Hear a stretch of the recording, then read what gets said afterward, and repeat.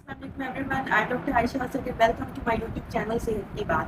आज की video start करने से पहले मैं आप सबको एक चीज़ के बारे में आगाह करना चाहूँगी कि हमारे YouTube चैनल ने एक माइलस्टोन अचीव किया है। वो है माशाल्लाह से 23,000 सब्सक्राइबर्स। वो भी उसके बावजूद कि मैं रेगुलर वीडियोस पोस्ट नहीं करती, वीकली भी पोस्ट नहीं करती। आज की वीडियो भी काफ़ी महीनों के बाद पोस्ट हो रही है due to my busy schedule.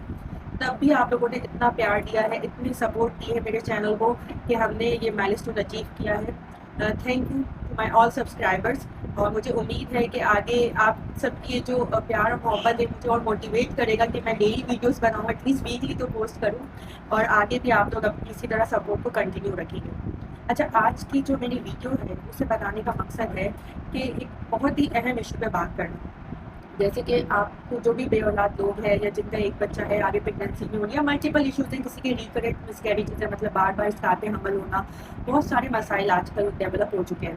तो उसके अंदर ऑर्थो के टेस्ट तो सबको पता है, हर डॉक्टर ने यूट्यूब पर भी इस चीज़ को लेकर जितने डॉक्टर्स के पास जाते हैं सब बात करते हैं। लेकिन एक इम्पॉर्टेंट टेस्ट सीमेन एनालिसिस के बारे में भी बहुत बात हो चुकी है, टीवी चैनल से लेके यूट्यूब पर, इवन अगर आप किसी भी क्लिनिक्स में जाते हैं, ओपीडीज में जाते हैं, हर जगह आपको इस बारे में आगाह किया जाता है। लेकिन देखा ये गया है, इवन मेरी भी प्रैक्टिस में ऐसा होता है कि लोग करवाने को एग्री नहीं। जो हस्बैंड्स हैं वो अपनी वाइफ को बिल्कुल इस चीज़ में सपोर्ट नहीं करते हैं, वो एक टेस्ट करवाना नहीं चाहते। जबकि अगर हम फीमेल के फर्टिलिटी वर्कअप की बात करें तो उन फीमेल्स के तो आराम से 4-5 हार्मोन्स के टेस्ट बच जाते हैं। फिर हम मल्टीपल टाइम्स में उनके अल्ट्रासाउंड करवा रहे हैं, हम एक्सरसाइज चेक कर रहे हैं, हम उनका ट्यूब टेस्ट करवा रहे हैं। मतलब बहुत सारी चीज़ें हैं जो हम फीमेल्स पे अप्लाई कर रहे हैं और हम उन्हें वो करवा भी रहे हैं। अच्छा, ये भी एक मज़े की बात है कि फीमेल्स अपना ट्रीटमेंट करवाने के लिए बहुत ही ज़्यादा मोटिवेटेड होती हैं, और आप जितनी बार भी बुलाएं वो आएंगी, अपना विजिट मिस नहीं करेंगी, दवाइयाँ खाएंगी। लेकिन जो हमारे मर्द हजरात हैं वो एक तो अपना टेस्ट करवाने पर एग्री नहीं होती। दूसरा, अगर कोई डॉक्टर सख्ती से कह दे, जैसे मेरे जैसा कोई डॉक्टर अगर सख्ती से कह दे कि भाई आपका टेस्ट होगा तभी मैं आगे ट्रीटमेंट स्टार्ट करूँगी, तो फिर वो अपनी वाइफ को भी थोड़ा मैनिपुलेट करते हैं कि नहीं अब हम डॉक्टर चेंज कर लें या बस घर बैठ जाओ। अक्सर मुझे फीमेल्स आके ये बात बताती हैं। तो इस वीडियो को बनाने का मकसद है कि थोड़ी जो मिसकॉन्सेप्शन है सीमेन एनालिसिस को लेकर, ख़ास तौर पे ये वीडियो मेरी उन मर्द हजरात के लिए जो किसी भी कॉम्प्लिकेशन का शिकार हो रहे हैं, बच्चे नहीं हो रहे या बार बार मिसकैरेजेस हो रहे हैं, और वो एग्री नहीं है कि हम अपना सीमेन एनालिसिस करना है, बिकॉज उन्हें ये लगता है हम फिट एंड फाइन हैं और हमें कोई मसला, कोई बीमारी हमें नहीं हो सकती। तो आज हम इस टॉपिक पे बात करेंगे। इस वीडियो को एंड तक ज़रूर देखिएगा और मेरे चैनल को ज़रूर सब्सक्राइब करें। तो सीमेन एनालिसिस जो कि बहुत एक इजी टेस्ट है और सिर्फ एक ही टेस्ट है ये देखने के लिए कि आपके स्पर्म्स के अंदर कोई एब्नॉर्मैलिटी तो नहीं है, एक्टिव स्पर्म्स कितने हैं, काउंट कितना है, ये सब चीज़ें देखने के लिए।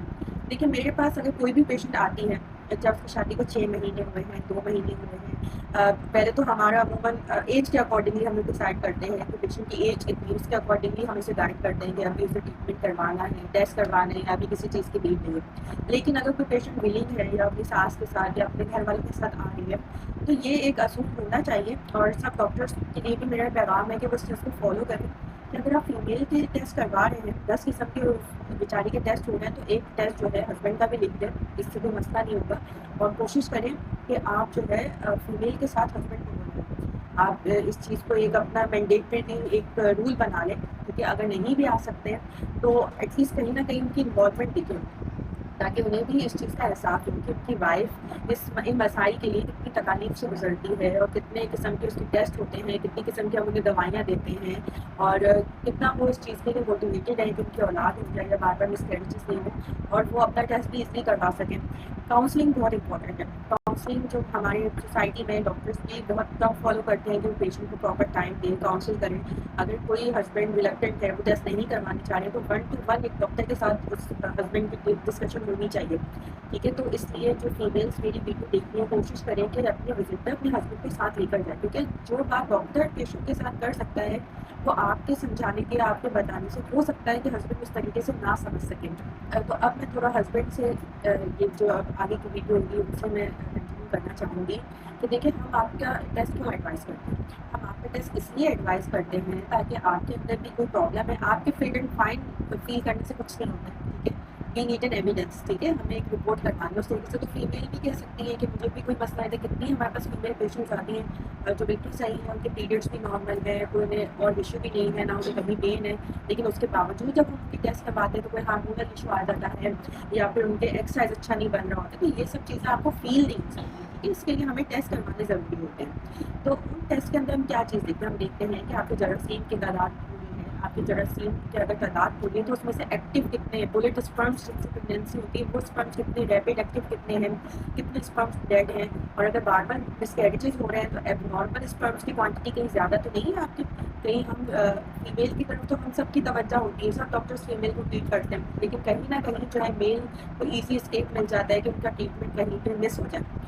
تو اگر کوئی ایسا مسئلہ ہے تو اس چیز کو بیماری کی طرح لیجیے. اس سے مطلب اپنا کوئی ایگو کا مسئلہ اس ٹیسٹ کو بنانے کی بالکل بھی بات نہیں ہے. یہ پرابلم کسی کو کبھی بھی ہو سکتی ہے. 2 بچوں کے بعد بھی آپ کے سیمن انالیسس میں کوئی مسئلہ دکھ سکتا ہے، ٹھیک ہے، اور بہت سارے مسکیریجز کے بعد بھی کوئی ایشو دکھ سکتا ہے، اور ہو سکتا ہے کوئی بھی ایشو نہ ہو. تو ان سب چیزوں کے اف اینڈ بٹس کو ہمیں ڈائگنوز کرنے کے لیے ہمیں آپ کی ٹیسٹ کی نیڈ ہوتی ہے. تو اس میں کافی بار پیشنٹ آتے ہیں کہ جو سیکنڈری انفرٹیلٹی کا شکار ہوتے ہیں، مطلب ایک بچہ ہے، 2 بچے، اس کے بعد ان کا کچھ نہیں ہو پا رہا ہے، پہلے مسکیریج ہوا ہے، پھر بچہ ہوا، اب کوئی کنسیو نہیں ہو رہا. تو جب ہم انہیں انالیسس بتاتے ہیں تو بڑا حیران ہو کے مطلب فیمیل بھی ہمیں دیکھتے ہیں جیسے ہم نے کوئی ایسی بات کر دی ہے کہ دوسرے پلانٹ سے ہم کر رہے ہیں اور ہم نے کوئی ایسی بات کر دی ہے. کیونکہ ایک چیز کو معاشرے میں کام کیا ہی نہیں گیا ہے، بس بتایا گیا ہے کہ اگر ایک بچہ ہو گیا تو مرد میں تو کوئی پرابلم ہو نہیں سکتی. ہاں 3 بچے بھی ہو جائیں فیمیل میں ضرور ہم پرابلم ہے، کیڑے نکالنے میں ہم بہت جو ہے نا فاسٹ ہوتے ہیں، لیکن فیمیلس خود اپنے آپ کو بہت وہ کرتی ہے. تو اس چیز کے لیے بیماری فیمیل ہو یا میل کسی کو کبھی بھی آ سکتی ہے، اور اس چیز کو بیماری کی طرح ہی لیجیے اور بیماری کی طرح ہی اس کا ٹریٹمنٹ ہوگا. اللہ تعالیٰ کوئی مسئلہ بعد میں نکالتے ہیں، پہلے اس کا ٹریٹمنٹ دنیا میں ایجاد ہوتا ہے، ٹھیک ہے.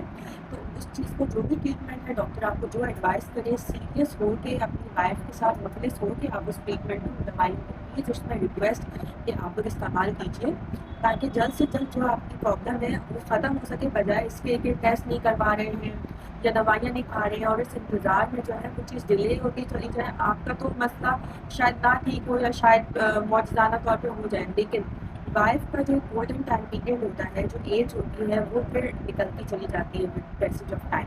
اور پھر جب وہ 35 ایئرس پلس ہو جاتی ہیں تو ان کے اپنے بہت سے مسائل شروع ہو سکتے ہیں صحت کے حوالے سے.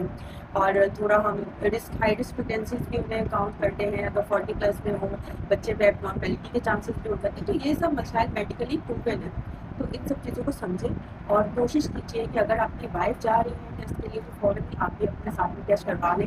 بے شک وہ ڈاکٹر ایڈوائز کر رہے ہیں، ڈاکٹر سے اسکیپ ہو گیا نہیں، آپ خود پوچھ لیں ڈاکٹر مجھے ٹیسٹ کروانا ہے نہیں، ٹھیک ہے. کیونکہ کافی بار ہوتا ہے کہ کچھ ڈاکٹر پرانی گائیڈ لائنس فالو کر رہے ہوتے ہیں، وہ ضروری نہیں سمجھتے ٹیسٹ کروانا. تو ان سب چیزوں کے لیے خود کو انفارمیشن اپنے پاس رکھیں اور خود آگے رکھیں. اگر آپ لوگ مجھ سے علاج کروانا چاہتے ہیں، آپ مجھ سے ملنا چاہتے ہیں، C section, delivery, male female infertility, کسی بھی گائنی کے مسئلے کے حوالے سے، تو میری کلینک کا نیم اور ایڈریس آپ کے پاس شو ہو رہا ہوگا ڈیز اور ٹائمنگ کے ساتھ. اسی طرح جن ہاسپٹلس میں میں OPDs کرتی ہوں آپ وہاں پہ بھی آ سکتے ہیں، لوکیشن اور ٹائمنگس اور ڈیز آپ کو اسکرین پہ شو ہو رہا ہوگا. نیکسٹ ویڈیو تک کے لیے اللہ حافظ.